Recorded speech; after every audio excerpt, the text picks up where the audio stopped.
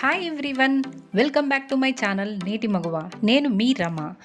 ఈరోజు స్పెషల్ బెంగళూరులోని మేఘనా స్టైల్ బోన్లెస్ చికెన్ బిర్యానీ. ఇది చాలా యమ్మీగా ఉంటుంది. బెంగళూరు వచ్చినప్పుడు తప్పకుండా వెళ్ళి అందరూ తినే బిర్యానీలో ఇది ఒకటి. ఇది సింపుల్గా ఇంట్లో ఎలా చేసుకోవాలో చూద్దాం. మనం ముందుగా చికెన్ని మ్యారినేట్ చేసుకుందాం. దానిలో పసుపు, కారం, ఉప్పు, అల్లం వెల్లుల్లి పేస్ట్, గరం మసాలా, ధనియాల పొడి, పావు స్పూన్ పెప్పరు, 2 స్పూన్స్ కార్న్ఫ్లోర్ లేకపోతే బియ్యం పిండి, అంతేకాకుండా 2 స్పూన్ల పెరుగు లేకపోతే ఒక చెక్క నిమ్మకాయ పిండుకొని ఈ మసాలాలు బాగా ముక్కలకు పట్టే విధంగా కలుపుకొని 1 అవర్ ఫ్రిడ్జ్లో ఉంచుకోవాలి. ఇప్పుడు ఫ్రిడ్జ్లోంచి తీసిన చికెన్లో ఒక ఎగ్ని పగలకొట్టి బాగా మిక్స్ చేసుకోవాలి. ఇప్పుడు మనం ఒక కడాయిలో ఆయిల్ పోసి హీట్ అయిన తర్వాత ఈ చికెన్ పీసెస్ని ఫ్రై చేసుకోవాలి. మరీ డీప్ ఫ్రై అవసరం లేదండి, మీడియంగా రెడ్ కలర్ వచ్చే వరకు ఫ్రై చేసుకుంటే సరిపోతుంది. ఈ చికెన్ని మ్యారినేట్ చేసేటప్పుడు మీకు ఇష్టమైతే ఫుడ్ కలర్ కూడా వేసుకోవచ్చు, అది ఆప్షనల్. ఈ ఫ్రై చేసిన పీసెస్ విడిగా తిన్నా చాలా టేస్టీగా ఉంటుందండి. బిర్యానీకి కావాల్సిన పదార్థాలు: బిరంజాకు, అనాస పువ్వు, యాలుకలు, చెక్క, లవంగం, మరాఠీ మొగ్గ, జాపత్రి, షాజీరా. అంతేకాకుండా కట్ చేసుకున్న ఆనియన్స్, పచ్చిమిర్చి, పుదీనా, కొత్తిమీర. 2 కప్స్ బాస్మతి రైస్ను కూడా నానబెట్టి ఉంచుకోవాలి. ఇంకొక ముఖ్యమైన ఇంగ్రీడియంట్ మధ్యలో చెప్తానండి, సో కంప్లీట్గా వాచ్ చేయండి. ఇప్పుడు మనం ఒక ప్యాన్లోకి నెయ్యి వేసుకొని దానిలో ఈ మసాలా దినుసుల్ని వేసి వేయించుకోవాలి.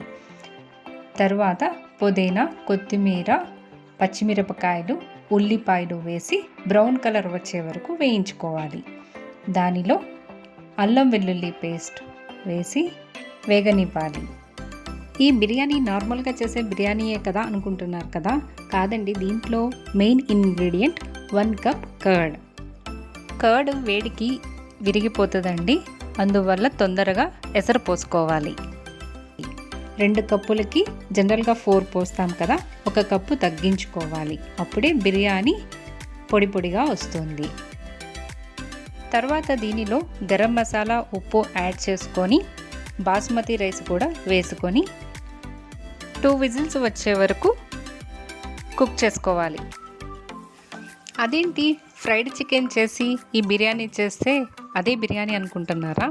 కాదండి, ఈ బిర్యానీ అయ్యే లోపల మనం ఆ చికెన్తో ఏం చేయాలో ఇప్పుడు చూద్దాం. మనం ఇప్పుడు ఆనియన్స్, పచ్చిమిర్చి, కరివేపాకు, కొత్తిమీర రెడీగా ఉంచుకోవాలి. అంతేకాకుండా ఒక టమాటోని గ్రైండ్ చేసి ప్యూరిన్ కూడా రెడీగా ఉంచుకోవాలి. ఇప్పుడు కడాయిలో ఆయిల్ వేసుకొని దానిలో జీలకర్ర, పచ్చిమిరపకాయలు, ఉల్లిపాయలు, కొత్తిమీర వేసి వేయించుకోవాలి.